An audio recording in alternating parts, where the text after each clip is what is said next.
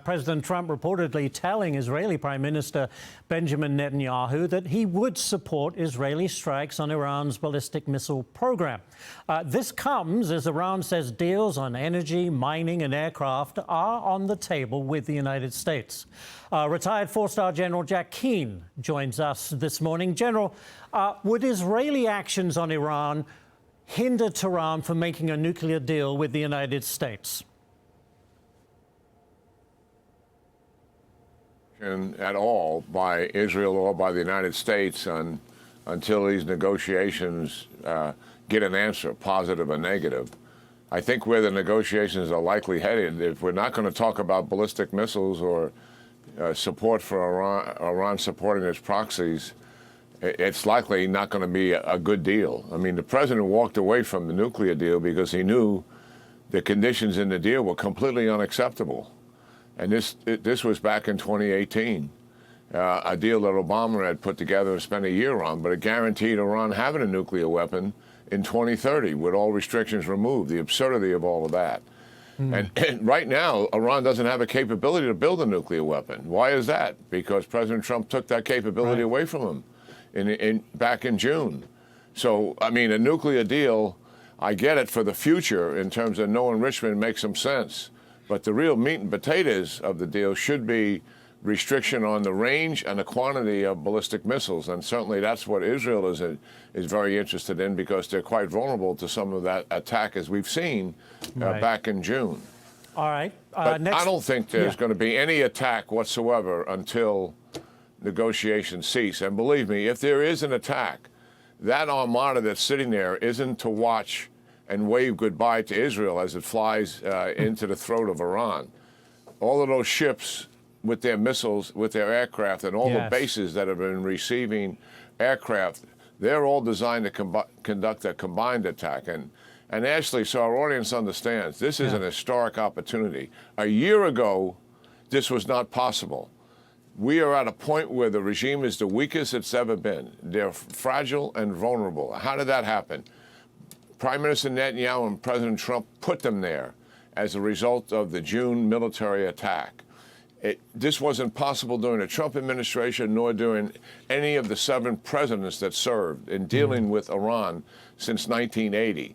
The opportunity is there to set the conditions for this regime to collapse. And we've never had those circumstances before. Doing nothing and just maintaining the status quo would be worse, because we would lose this historic opportunity to take these guys off the board once and for all. And General, you know, U.S. forces have reportedly boarded a second sanctioned oil tanker in the Indian Ocean.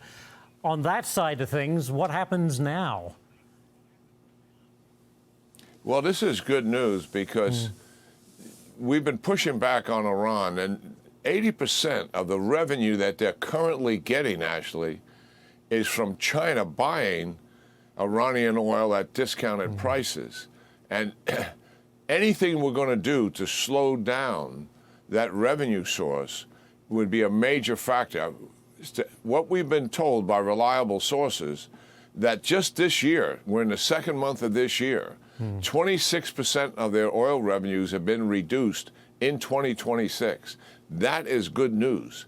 And the further we can squeeze them here economically, the better it is. Remember, the people in the streets, in quantities we have never seen before, were demonstrating because they knew full well that the regime could not economically recover. There is no possibility that they're going to be able to increase the quality of their life experience for their children and their grandchildren. That is why they were willing to risk their lives. And they're not blaming the United States for that, or any other countries in their sanctions. There's no mention of that. What they're blaming is the Iranian regime. They are blaming them for everything that is happening to them in their life. And this is good news if we can squeeze them even further. So the tanker seas, that is a step in the right direction. Keep up the pressure. I wanted to also, General, get to this one. A number of European governments concluded that Russian opposition leader Alexei Navalny was murdered with a type of frog poison. Secretary of State Marco Rubio said he found the report troubling and that the U.S. has no reason to question it. Russia, of course, denied the report. General, what can be done about this? This is the way Russia operates. I don't know why it comes as any particular surprise. What are your thoughts? Yeah, I mean, we're dealing with this thug and killer for 25 years. Yeah. And let's face it, these authoritarian regimes, actually, they all sort of behave the same. President Xi just purged one of the closest advisors he's had in his lifetime and took down 2 or 3 others as well. And that's the reality. These people are fundamentally insecure. They fear anybody that could possibly compete and take their power and influence away. And I think the longer they can stay in power, the worse this insecurity and paranoia takes place. It was vivid in 2011 and 2012 when hundreds of thousands of people were in the streets in Moscow and all the major cities demonstrating against Putin because he was switching back and forth as prime minister and president and wanted to stay in power for life. And the people came out and demonstrated against him. His behavior since that time changed dramatically in making certain there was no opposition to him whatsoever. And Navalny, certainly a very popular figure and a very brave human being, to be sure, who came back to Russia and could have stayed in exile and continued to criticize. But he came back there, and he certainly knew what could possibly be in store for him. And unfortunately, they killed him. And Putin will continue to do this. A thug and a killer, 25 years he's been at this business. We'll leave it right there, General. But as always, thank you very much, General Jack Keane, for joining us. Good stuff.